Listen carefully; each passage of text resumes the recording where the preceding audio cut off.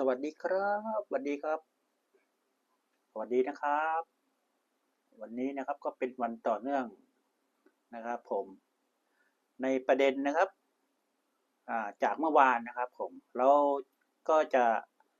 ทำเป็นช็อตนะครับช็อตสั้นแล้วก็มี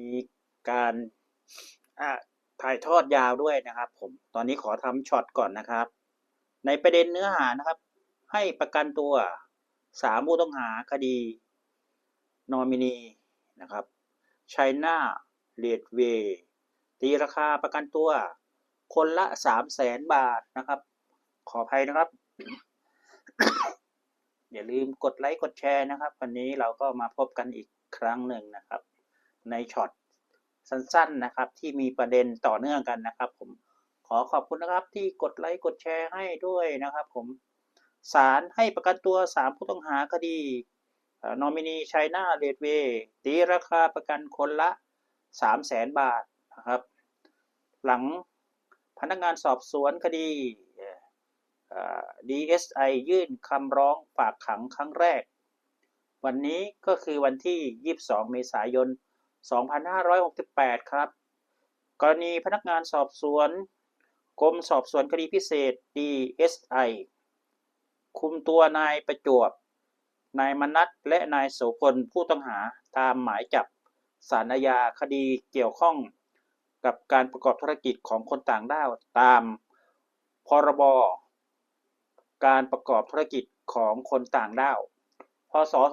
2542นะครับหรือคดีนอมินียื่นคำร้องฝากขังต่อศาลครั้งแรกจากกรณีเมื่อปี2561ผู้ต้องหาทั้ง3คนมีชื่อเป็นผู้ถือหุ้นในบริษัทหนึ่งก่อนถูกเปลี่ยนแปลงให้เข้ามามีชื่อเป็นผู้ถือหุ้น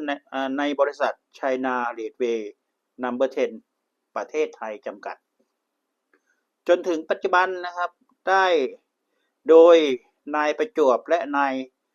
มานัสได้ชักชวนนายโสพลเข้ามาเป็นผู้ถือหุ้นและกรรมการของบริษัทไชน่าทั้งที่อาชีพและรายได้ไม่สอดคล้องกับฐานะผู้ถือหุ้นโดยในชั้นสอบสวนผู้ต้องหานะครับทั้งหมดให้การปฏิเสธผู้ต้องหาจึงขอฝากขังผู้ร้องจึงขอฝากขังผู้ต้องหาทั้ง3คนนะครับเป็นเวลา12 วัน